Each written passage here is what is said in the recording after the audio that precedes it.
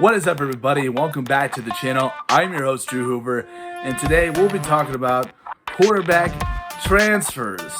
And with the NFL draft, that means there's a lot of new quarterbacks that are going to be having their opportunities to start.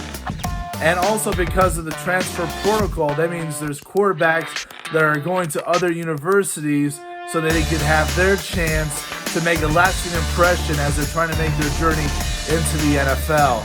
If you haven't subscribed to my channel yet, please click that subscribe button in the description. Also, if you have any graphic design needs, Anthony Garcia is your man. His website is in the description below, www.anthonygarciadesign.com. And without further ado, let's get right into this video.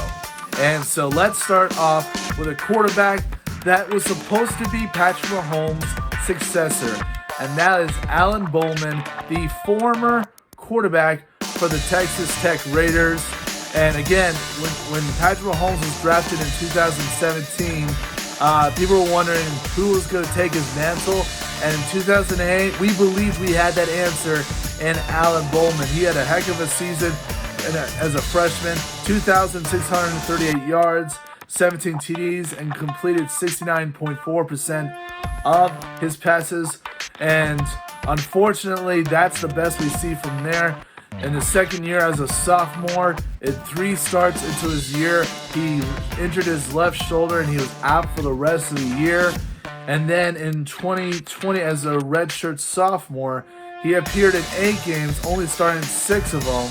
And you saw the injury that he suffered last year, the previous season, had affected him. He was hesitant, he was more cautious, and that's why a lot of his stats went down. And so when I look at Alan Bulman, he's got good arm strength, he's got a good touch on the ball. In his freshman year, he showed that he can make good throws under pressure. But like I said, the injury is kind of shaking him off a little bit. So I think Alan Bulman is ready to show in his junior year that he is ready to take control of the team, and that's why he transferred to the University of Michigan right there.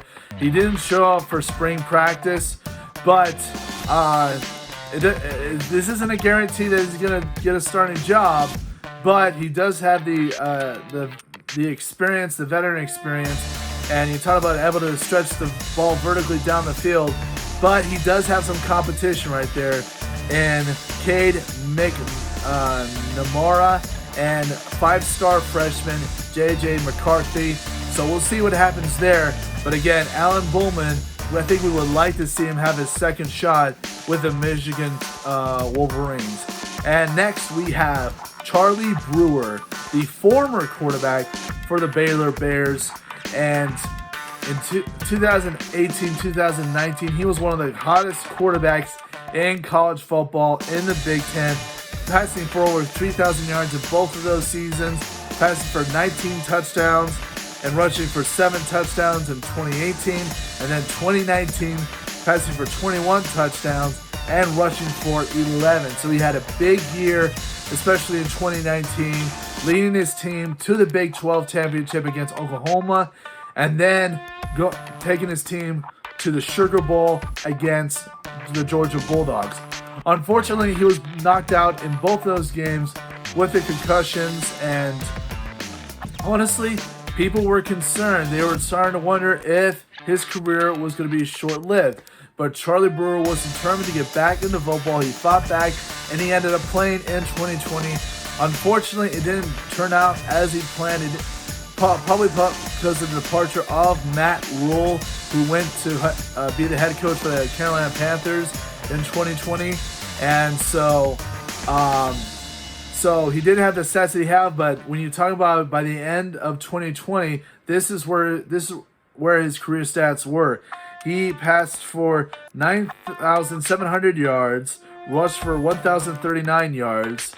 He had 65 passing touchdowns and 22 rushing touchdowns. So a lot of people would say that he's probably one of the best Baylor quarterbacks they've ever had, and that's even including Robert Griffin III in that conversation. But he transferred to the University of Utah, and obviously, you think of him trying to get more opportunities, but I don't think they want to publicize this as much. but the family did express at one point that he was receiving death threats from the Baylor fan base, which, I mean, it's college football. I think that's despicable that you're sending death threats to a kid. But I don't think Charlie Brewer will even acknowledge this, but I feel like that may have been part of the reason why he was looking to get out. And he's in the Pac-12 conference right there. You got offenses like the USC Trojans and the Oregon Ducks right there. I think Charlie Brewer, if he starts, can make the Utah very competitive right there. And then, I hope I'm pronouncing this, Jack Cohan, the former quarterback for the Wisconsin Badgers. His last big season was in 2019 when the Wisconsin Badgers went 10-2, winning the Big Ten West. And his stats were 2,727 yards, 18 touchdowns, completing 69% of his passes.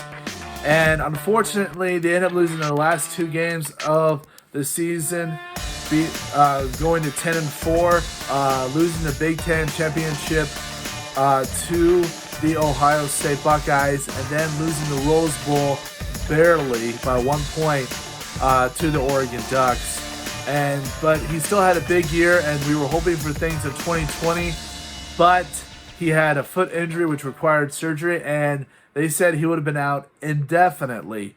Now, he's looking to come back this year, but he's going to come back as a Notre Dame Fighting Irish, replacing Ian Book, who was the program's most winningest quarterback, who ended up being selected in the 4th round by the New Orleans Saints. And it'll be interesting to see how he integrates into the offense, because in 2019, it was actually Jonathan Taylor, the running back, that was carrying the team, who ended up last year becoming a 2nd-round pick for the Indianapolis Colts. And Jonathan Taylor's 2019 season, he rushed for 2,003 yards and 21 TDs. So a lot was on his back in that year that Jack Cohan had.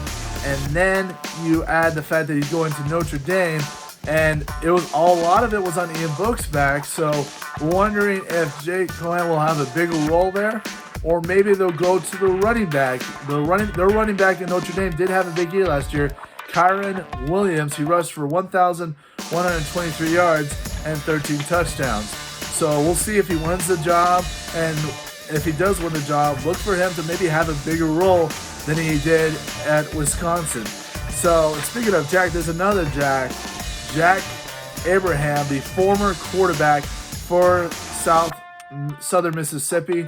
And this is a story of quarterbacks that, started in small schools, but then eventually transferred when they had an opportunity to go to one of those big schools. Because obviously, even scouts admit that these big school programs attract the most talent and the most eyes.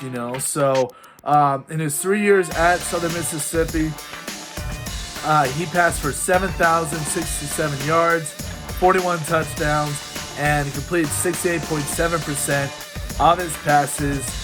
And then finally, he entered the transfer protocol and now has a chance to play in the SEC conference, a big conference. He'll definitely have a chance to show what he's made of. And he's going to be playing for the Mississippi State Bulldogs.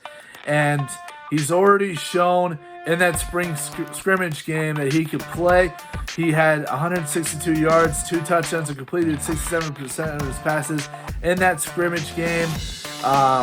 When they asked Mike Leach, the coach, what he thought about the quarterback situation, he pretty much said it was narrowed down between one other guy and Jack Abraham. Those guys were the leaders, although he did say that the quarterback room is very stacked with talent.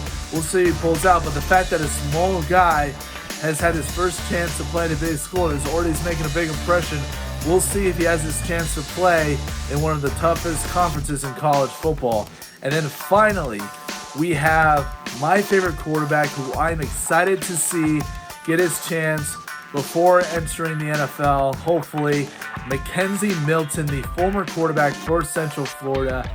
And man, this guy was one of the most exciting quarterbacks outside of the big conferences like, the SEC and the Big Ten. He played in the American Athletic Conference, and he won 2 conference championships, including 2017 when he went undefeated. In that time frame, he was 27-6 as a starter, passing for 8,683 yards and 72 touchdowns, including 20 rushing touchdowns. So this guy was I feel like I just kept waiting for him to get to the NFL, and then came his untimely injury with that knee.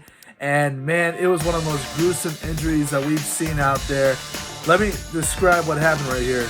It was a dislocated right knee, tore ligaments, torn artery. He stretched a nerve, and his kneecap was completely dislodged. And yeah, it was not a pretty picture right there.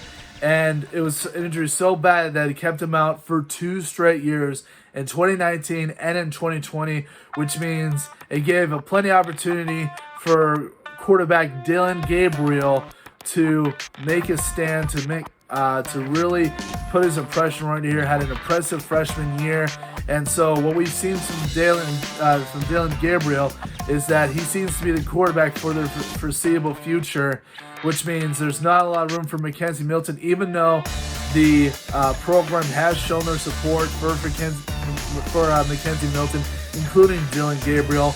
But obviously he wants to look for a chance at a starting job somewhere else, especially when he looks at his last year of eligibility.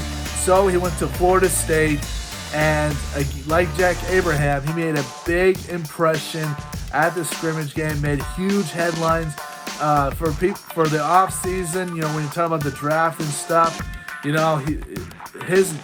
fact that he showed up after being inactive for 2 years off that knee, people were waiting to see how he would look, and he played like he back to his old self, maybe even better. So obviously he's favored to be that star right there. And when you talk about the ACC, now that, like you said, Ian Book is gone and Trevor Lawrence obviously is gone out of Clemson. So you look at this ACC and wondering if Mackenzie Milton and Florida State could take advantage of that and maybe get a foot in that conference and perhaps find themselves in the college playoffs. We'll see. Maybe I'm a little bit ecstatic on that, but I feel like there's a lot of high hopes for Mackenzie Milton right there. And that has been this segment for quarterback transfers. And please stay tuned for more videos. And most importantly, I would like you guys' feedback. I'm going to be continuing to post more videos, but I would like to know what you guys want to watch.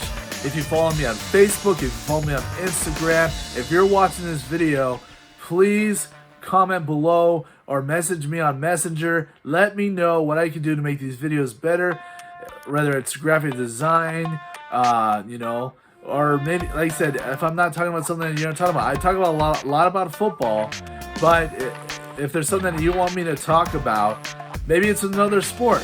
You know what?